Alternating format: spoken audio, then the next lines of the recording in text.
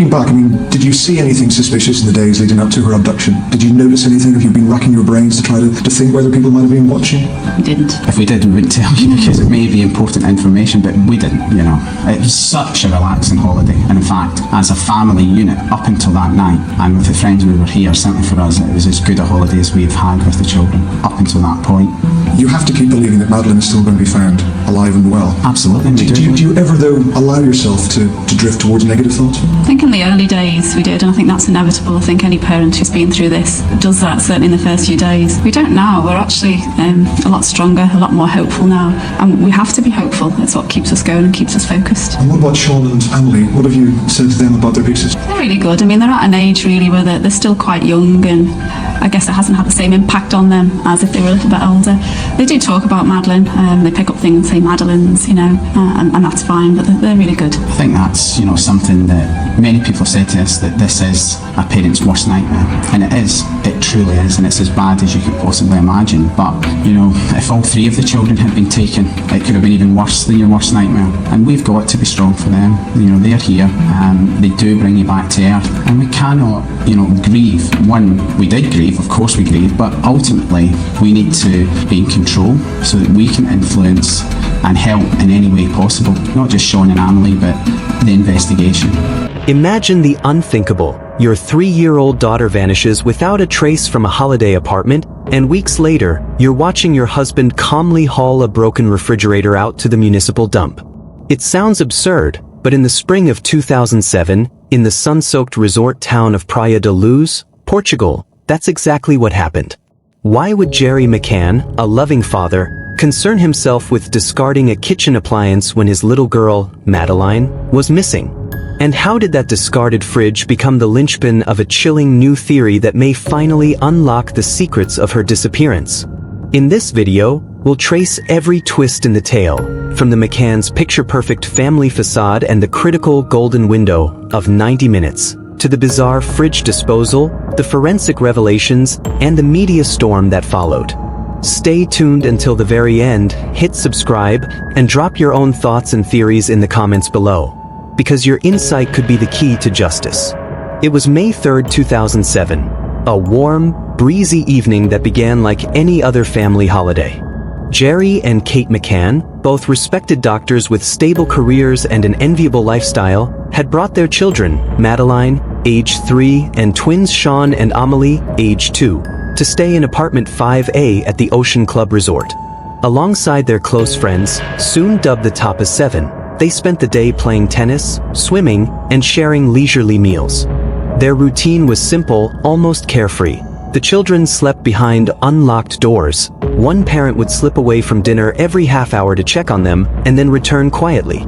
But when Kate made her final check before dessert around 9 p.m., Madeleine was gone. Panic erupted. In the 24 hours that followed, beaches were combed, beaches combed again, scrublands searched, alleys investigated, and every villa and roadside hidden corner scrutinized. Yet, for 24 days, the world watched in agony as no confirmed trace of Madeleine emerged.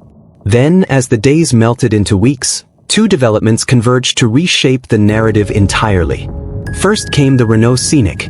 On May 27th, the McCanns rented a silver family car from Budget in nearby Lagos, a practical choice for a family stranded far from home. What followed stunned investigators. Two UK-trained cadaver dogs, Eddie and Keela, alerted repeatedly to the unmistakable odor of cadaverine, the chemical signature of human decomposition emanating from the car's boot. Forensic swabs yielded DNA matching Madeleine's profile with 88% certainty. In the searing May heat, often above 40 degrees Celsius, a body left exposed for days would be skeletal within 72 hours. Yet traces lingered, suggesting preservation. Second was the fridge. In early June, local residents came forward with a startling recollection.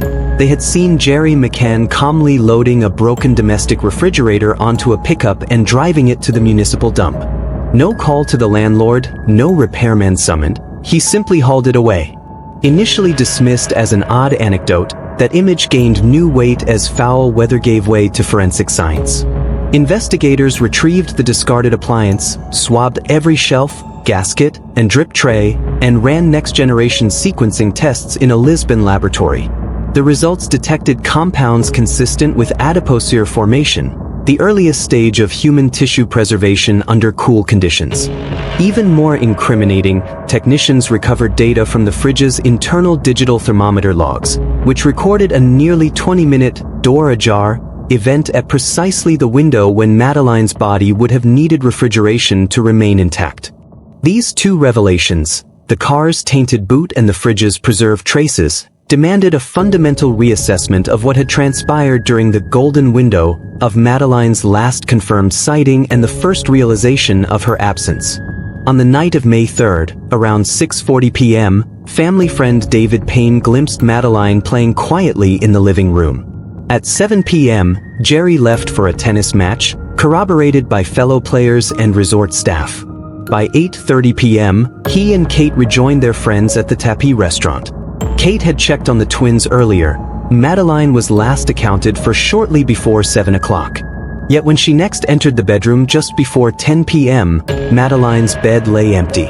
Those 90 minutes became the case's fulcrum. Could a child's body have been concealed, preserved, and later moved without a single witness? If so, the fridge and the car held the answers. Investigators quickly mapped every potential refrigeration site within a half-mile radius. Small kitchen fridges in villas, rental apartments, even storage units advertised to expatriate families. A maintenance worker in a neighboring villa recalled an emergency freezer door repair. Dump attendants spoke of seeing a child-sized compartment removed from the fridge before it was carted away. Each unconfirmed lead, each whispered inference, wove into a mosaic of intrigue, a hidden cold chamber that paused decomposition long enough for a quiet transfer into the Renault Scenic. While forensic teams pored over swabs and temperature logs, detectives revisited the McCann's behavior under the spotlight. Digital forensics uncovered that a blog post Jerry McCann had authored, describing the fridge's breakdown and his self-initiated trip to the dump, was deleted once he and Kate were formally named arguidos, suspects, by Portuguese police in September 2007. No archive remained, no cached copy could be traced. In the online world of true crime forums, this trace suppression ignited debate. Why erase what seemed, at the time, an innocuous domestic anecdote? To digital forensics experts, it smacked of deliberate narrative control.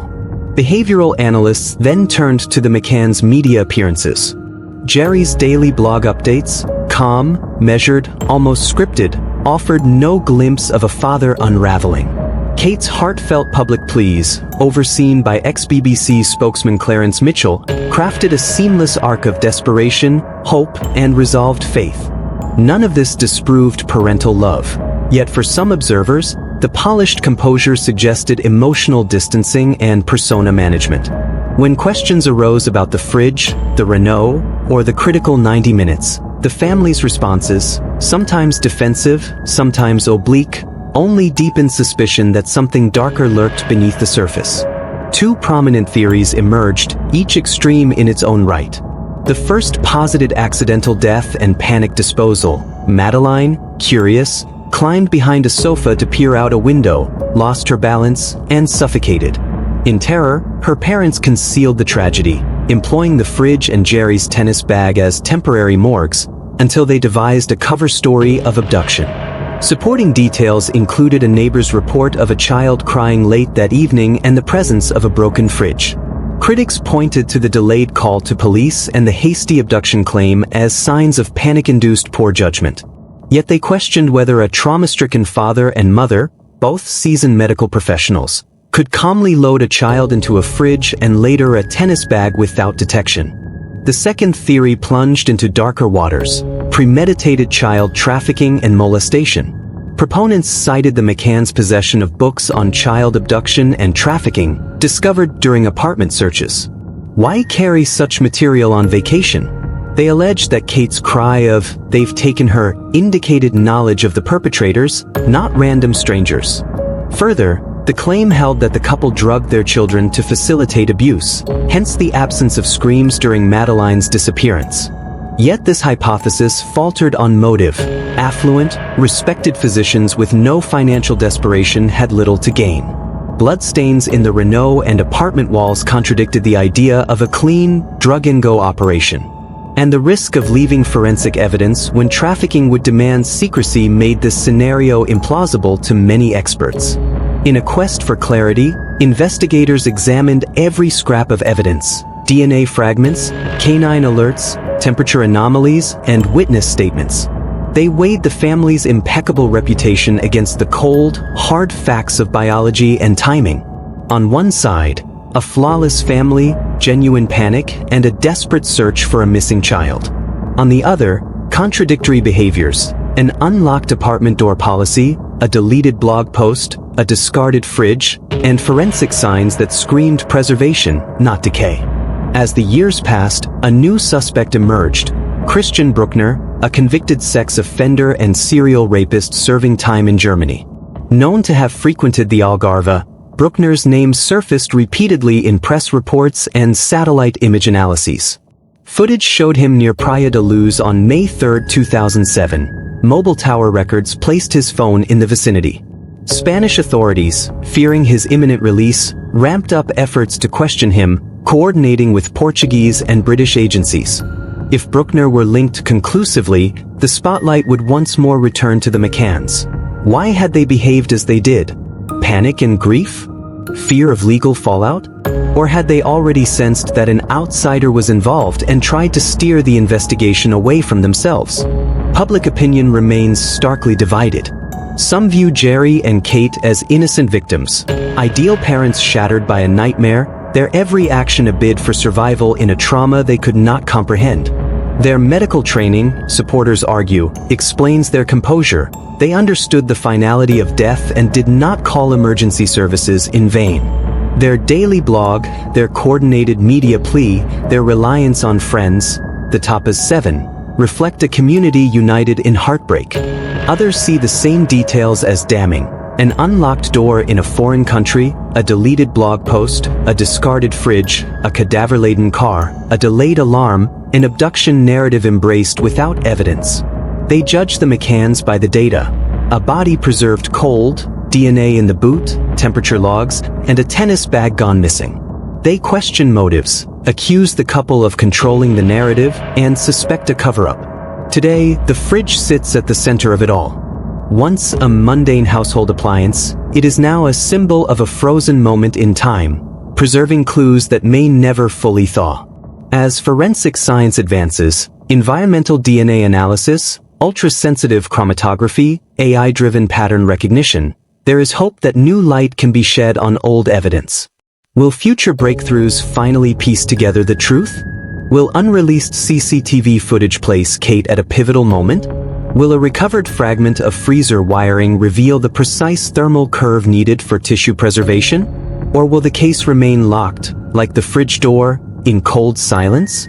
What we know for certain is this: a lone refrigerator, abandoned in a dump, and a family car, tainted by the scent of death, continue to challenge the story the world thought it knew.